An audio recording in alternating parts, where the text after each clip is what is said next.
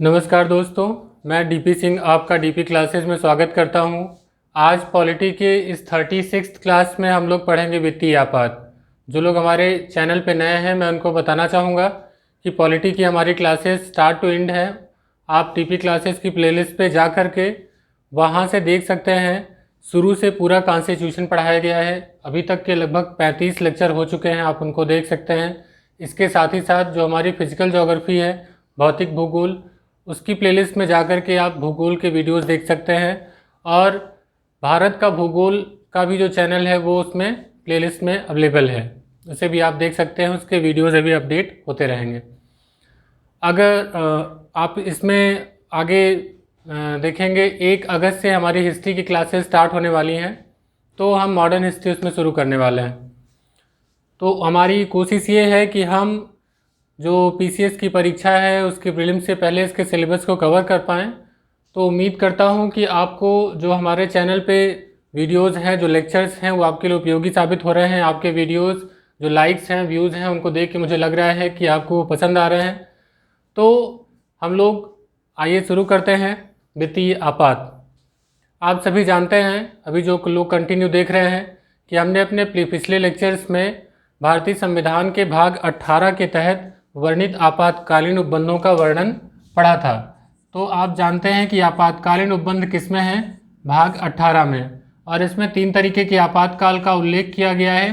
352 पर मेरा एक लेक्चर हो चुका है पूरा राष्ट्रीय आपात का। 356 पर राष्ट्रपति शासन पर इसके पहले का लेक्चर है। जिन लोगों ने नहीं देखा है वो जाके इस वीडियो की प्लेलिस्ट में देख सकते हैं। और आज हम लोग पढ़ेंगे 360 जो कि वित्तीय आपात है। तो ये 3 प्रमुख हैं। हमने आपको इसको याद करने का तरीका बताया था कि 4 जोड़ते जाइए। 352, 356, 360 ये 3 आपातकालीन उपबंध हैं।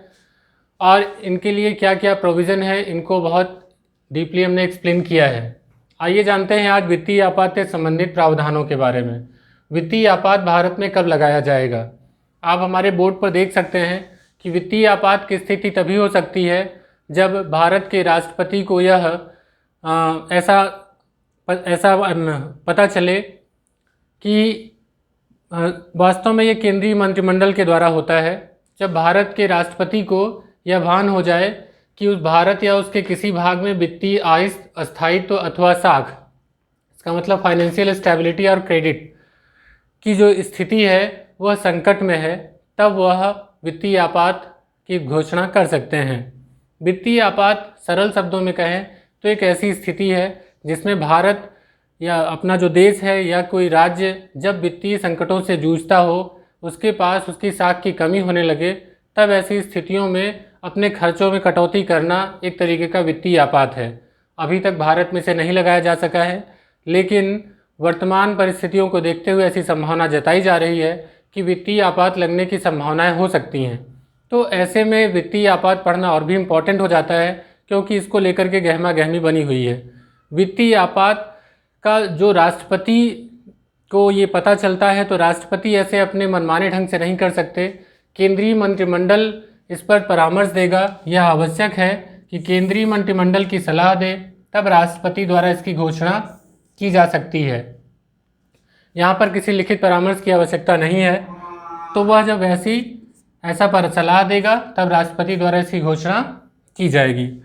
अब एक बार घोषणा हो जाएगी तो वित्तीय आपात लागू हो जाएगा। जो हम प्रभाव पढ़ेंगे वो अप्लाई हो जाएंगे। ये 2 माह तक स्थिति हो सकती है, लेकिन इसका अनुमोदन होना आवश्यक है आगे बढ़ने के लिए। अभी तक आपने देखा था कि अलग अलग जो आपातकाल हैं, जैसे राष्ट्रीय आपात में 1 माह का समय था, राष्ट्रपति शासन में 2 माह का, और इसमें भी 2 माह का समय जो है वो दिया गया है। तो 2 माह के अंदर अनुमोदन होना चाहिए लोकसभा द्वारा, संसद द्वारा। तो संसद द्वारा जब अनुमोदन होगा तो 2 माह के अंदर इसका अनुमोदन किससे हो? साधारण बहुमत से। यहाँ विशेष बहुमत नहीं है। विशेष बहुमत की स्थिति केवल 352 में थी, बाकी दोनों में साधारण बहुमत ही था। तो साधारण बहुमत के जरिए इनको अनुमोदन करना होगा। और एक बार यदि अनुमोदन हो जाता है, तो इनकी अवधि की बात करें तो अगर एक बार अनुमोदन हो जाए तो अनिश्चित काल तक वित्तीय आपात लागू रह सकता है। अभी तक आपने देखा था कि चाहे वो ये आपका 352 के तहत राष्ट्रीय आपात हो, 356 के तहत राष्ट्रपति शासन हो, इन सबको 6-6 माह के अंतराल पे अनुमोदन करके आगे बढ़ाया जा सकता था। वित्तीय आपात में बार बार अनुमोदन लेने की आवश्यकता नहीं है संसद की। यदि एक बार अनुमोदन हो जाता है तो ऐसी स्थिति में उसे अनिश्चित काल तक वित्तीय आपात को चलाया जा सकता है। अब वो समाप्त कैसे होगा? तो इसके लिए राष्ट्रपति महोदय कभी भी एक पश्चातवर्ती उद्घोषणा करके इसे वापस ले सकते हैं।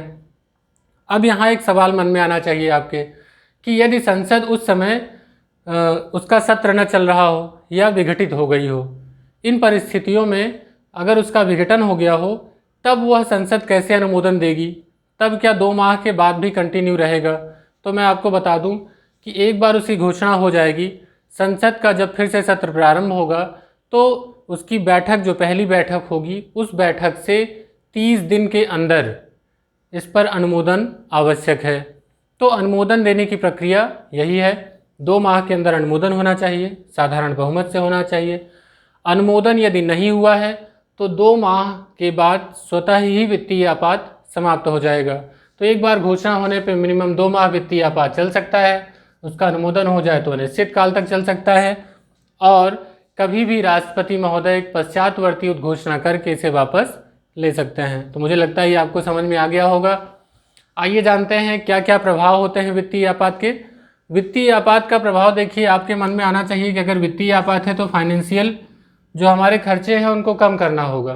तो पहला क्या होगा कि जो संघीय कार्यपालिका है वो किसी राज्य को ऐसे फाइनेंशियल प्रिंसिपल्स या जो डायरेक्शंस हैं वो दे सकती है कि किसी राज्य को वित्तीय औचित्य संबंधी जो सिद्धांत हैं उनके पालन करने का निर्देश दिया जा सकता है कि आप अपने खर्चों को किस प्रकार करें। तो ऐसा निर्देश जब संघ देगा किसी राज्य को तो मनमाने ढंग से वो अपना खर्च नहीं कर सकता। दूसरा, वेतन भत्तों में कटौती जो है वो राज्य में भी होगी और केंद्र में भी। तो इसमें देखिए, राज्य के अधीन कार्यरत कर्मचारी और संघ के अधीन सेवा करने वाले कर्मचारी दोनों सम्मिलित हैं, इनके वेतन भत्तों में कटौती की जा सकती है। अब सवाल ये उठता है कि कार्य जो ये है इनमें तो कटौती हो, क्या इसमें जजेस भी शामिल हैं? तो जी हाँ, इसमें जो उच्चतम न्यायालय और उच्च न्यायालय के न्यायाधीश हैं उनके वेतन भत्तों में भी कटौती की जा सकती है। तो एक क्वेश्चन इसमें पूछ लिया जाता है कभी कभी कि क्या न्यायाधीशों के भी वेतन में कटौती हो सकती है जो हाई कोर्ट के, सुप्रीम कोर्ट के हैं? तो जी हाँ, उनमें भी वेतन में कटौती की जा सकती है। राष्ट्रपति के वेतन में कटौती नहीं हो सकती क्योंकि उसमें कहा गया है वो स्वतः त्याग दे, वो बात अलग है, लेकिन उनके कार्यकाल में इस प्रकार के कटौतियाँ नहीं की जा सकती हैं, ऐसा तो प्रावधान में ही दिया हुआ है। लेकिन यहाँ पर न्यायाधीशों की बात करें तो उनके वेतन भत्तों में कटौती की जाएगी। तो जिनके लिए संवैधानिक प्रावधान है उनमें नहीं, बाकी जो कार्यरत कर्मचारी हैं, व्यक्ति हैं, उन सब में वेतन में कटौती होगी। चौथा क्या है कि जो धन विधेयक और वित्त विधेयक है, आप जानते हैं कि हर राज्य में कोई धन विधेयक जब पेश किया जाए या वित्त विधेयक, धन विधेयक वित्त विधेयक में आपको ये आइडिया होगा कि यदि यहाँ अगर विधानमंडल है तो विधानसभा के जो अध्यक्ष महोदय हैं जिस विधेयक को, धन विधेयक को प्रमाणित कर दें वो धन विधेयक हो जाता है।